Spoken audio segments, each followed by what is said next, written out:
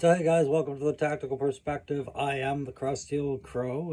This is my review show for the G.I. Joe Classified line and the Retro series. Whatever forms these figures come in, this is how I approach reviewing them. It's time to address the HasLabs. You guys see that I got my zombie fly all set up there. No problems, bye. Got the zombie fly all done up, and now it's time to tackle the figures that come with it while I contemplate how I want to review the helicopter, the Dragonfly itself. I will carry on with these reviews. I did do a video on the HasLab as an opinion piece on how, the good, the bad, the ugly, on all that. But today we're doing a tactical perspective on number 142 in the series. Everybody's favorite helicopter pilot with dual six-shooters, you know him, the air cav, William Wild Bill Hardy, guys. And there you go. You can see it. I popped the liner out in the box just a little bit to fill that plastic. But there's how these HasLabs present themselves. You've seen them in the photos, how the side box art is different and how it lines up. But you still get your little inclusion piece of the photo, your primary combat functions listed on there, those icons, and then this massive portrait with identifiers here. Not a whole lot of legal gobbledygook required because of these exclusives. The way they're boxed, it's not hitting that open market, and all that legal stuff is covered differently with these sets. So we got a really nice box set with these guys, 4 characters and all: Wild Bill, Ripcord, Crazy Legs, and Glenda. And today we are going to cover Wild Bill. So you guys know how I like to handle these things on the tactical perspective. I like to do the file card review. I like to run that head to toe inspection. I give them a play grade, a tactical grade, a je ne sais quoi grade, which is French Canadian for I don't know what it is, but there's something about that thing that's pissing me off. It's impressing me. So we'll do that for Wild Bill and the others. So this is the first of really a sequence of 4 that I'm filming all in one shot today. So, here you are, chapter 1, Wild Bill. Thanks very much for joining. If you like these videos, if you like the tactical perspective and you want to see more of these as we go, you know what to do: the like, the share, the subscribe. It's all free. There is no membership right now. I'm just we're along for the ride. Hey, right, Bill? All right, let's take them for a ride and get to that file card, buddy. All right, everyone, there you have them. And standing in front of the base plate for my zombie fly, Wild Bill, William Hardy. All right, if you were fortunate enough in the 80s to have gotten the Dragonfly, he, of course, came with it as the pilot, posed with Airborne on the cover. What a great set. And you can see everybody's quick and eager, including myself, to put Airborne back in that gunner seat on their Dragonflies or Zombie Flies, what have you. All right, so let's get into Wild Bill's file card from back in the day. Something like I said, I never had. So it's a relatively newer read for myself, not as a kid, but as an adult to absorb. So William S. Hardy, his primary specialty is a helicopter pilot, and his secondary military specialty is fixed-wing pilot and aircraft armorer. All right, in the more recent Skybound series, you see him flying a C-130. This is the Joe pilot extraordinaire of all sorts of things, right? He was born in Brady, Texas, and he is a chief warrant officer. Hardy served as combat infantryman and participated in long-range reconnaissance patrols, or LRPs, operations during the Southeast Asian debacle. Re-enlisted for Flight Warrant Officer School and has since remained in service. Specialized training is classified. Qualified expert on the M1191 Alpha Auto Pistol. He prefers the single-action 45 Long Colt revolvers, which you see him sporting right there, and the XM16 attack rifle, which I'm not sure which one that is, but I imagine that's the Joe Sunbow rifle. Amiable and slow-talking. Fancies himself a country and western singer. Totally honest in personal dealings, but not beyond spinning a tall tale for the amusement of comrades. All right, and there you go. That's your file card on Wild Bill. So let's have a look at this figure there. We'll give you a quick glance. There you can see If you remember him from back in the day, you remember that hat and those sunglasses wouldn't come off. And now we have options, right? He's got that nice leather vest. He's got those holsters. He's got those beautiful cavalry gloves. There's your American Stars and Stripes, right? And there's your iconic patch. So we're going to do a quick head to toe on him. We'll have a look at him in some shots, and we'll talk about what we're coming across. All right, but there you are, and that was the file card. So let's get into that head to toe. You know, it just feels wrong to not have him in front of the Dragonfly right now, but it's temporary. It's just for the purpose of this review, and sure enough, in enough photos, I'm sure I'll make it more than clear that his Dragonfly is his home from this day forward. Once I get him in that cockpit, it's just the place you expect him, right? So, let's start with the head here. We've got that cavalry hat with the cross swords. The brass on there is beautiful. He's got the braids. A lot of paint app going on there in gold, black, and then the real blue, regal blue there. And of course, this hat is connected to his hair. He's got a sweet flow of brown locks under there. You can see it. And it does have a small indentation just under those sunglasses for the arms of the sunglasses to sit. Although these sunglasses, much like Buzzer and a few others, they're very soft, kind of a weak arm. They do rest nicely enough for the most part on the side that I'm not overly concerned about droppage. But you can see the arms don't sit perfectly. You know these are going to end up at the bottom of your Dragonfly cockpit floor at some point. Most indubitably. But so long as that's where they dropped, I guess you're good to go. But drop they will. Be warned. Head tilt action, not a whole lot for the up-down. And that's because, again, of those sweet flow, right? So if we wanted to do some other types of posing, here's what we were trying to accomplish with Hasbro. I guess they were saying that they wanted to accomplish some different options with them. So we could take the sunglasses off. We always could do that. And well, I mean, we should be able to do that. With some characters you can't, but these ones you can. You can take that off. You see it's one piece, right? Just one piece. And then you could have his hair without that, right? Get that, the sideburns. They are also recessed for the sunglasses there. Sorry, I see how much blur is going on with this. We'll just try and correct that. But there you go. You've got the sunglasses back on, no problem. And then, of course, he's got his Stetson. There you go. That, or whatever you want to call that, the Ranger Air Cav hat. He's got that freely, so you can put it on his hand. He can wave it at people and everything else. All right, all that was conserved. But here's the problem. You can still just put it on its head. And it's a pretty good fit. So it makes me question what was really the point of putting extra funds into this piece.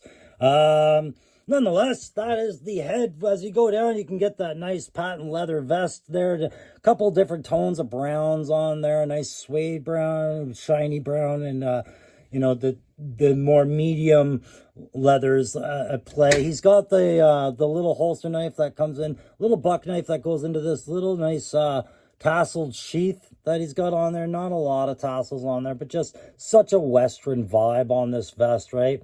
The black harness going across. Now, this would be this, you know, have a lot of other kit. I don't really like this for the pilot. It's just, it seems unnecessary. But this makes me think that a retro line bill will sort out all this, right? I don't remember if that was part of the original concept, but there's so much more at play there. You can see that high detailing, taking in the slack on that vest with those buckles. A little bit of laziness I felt with no paint on these buckles, but just a little bit there, maybe a little bit of banged up steel would have been nice on that, because everything else so beautifully dry brushed with that belt with the ox head on there. Looking at those holsters, holding those 6 shooters. And then, of course, the colors of this belt here. You've got that green jumpsuit, like the flight suit all the way throughout. And an exposed chest. Buddy Manscaped's got no chest hair. He's got a beautiful mustache. He's got that Tom Selleck soup duster there, but no chest hair on him, because he likes to impress the ladies underneath this flight suit, clearly. You can follow that all the way down. Very nice mold, pinless elbows, pinless knees, great articulation. I had no problem with this figure. Let's talk about these gloves. Oh my God, are they gorgeous? But again, it's all thematics of stars, ox heads, and then dry brushing. Just, you feel it with this one. This is just full out Western attire, and it works so well for that. Again, there you got your stars and stripes, stars leading the way, right? If this Canadian understands it, had it explained to him well enough, stars lead the way. They never follow, right? So, and then you've got your dragonfly helicopter image there. Zippered pockets where you can keep his smokes, his lighters, his Statler pens, whatever he needs. Maybe a set of breath mints, okay? No problems with any of that. Here's his leg pouches. This is where I would have liked to have seen, because you can see he's got fold over pouches. This is where guys keep their field message pads and maps and things like that. So when they're sitting, they have access. We're going to see it on Wild Weasel, just like we did back in the day for the Rattler. You could strap a map in and everything like that. They didn't do it with Wild Bill because he didn't have it in the back in the day, but they could have, and it would have been justifiable. I think I would have liked to have seen some sort of accessory there with the map slide, and I would have liked to have that option, considering that the second hat was kind of redundant. Those pants hang over those Western style cowboy boots. Very simple, plain, squared toed boots. You know, these probably have steel toes to them, but you can make out these creases in the leather. Just some great detail going on there. Again, no real problem with articulation, but the ankle rockers are kind of limited by the pant leg, right? So, give you a closer look at those leather holsters there. Just an overall, I'm very happy with the figure. I think it's what everybody wanted their Wild Bill to look like. No problems whatsoever. But there is room for a retro in this, of course. For people that didn't buy into the HasLabs and still want this figure, right? You have to make this guy retail available. He's just too iconic. We can get these pistols into his hands pretty simple. He doesn't come with any extra sets of hands. That would be Glenda that came with extra sets of hands. But you can see just no problems getting some of those, Yosemite Sam kind of poses. Just pistols up, celebrate good times. Yeehaw, right? Woo! And posability, standing, balance, all that stuff is good. So there you go, guys. That's the head to toe on Wild Bill. Let's go give him a grade.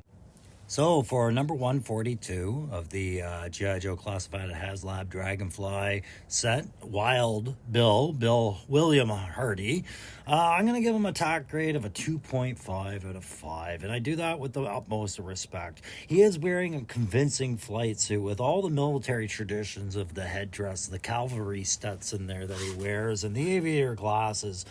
But, without the tradition, not the tradition, but the new modernization with the flight gear that Classified could have brought to this to keep him up to date as a modern helicopter pilot, not just a helicopter pilot, an attack helicopter pilot, while they modernized that helicopter.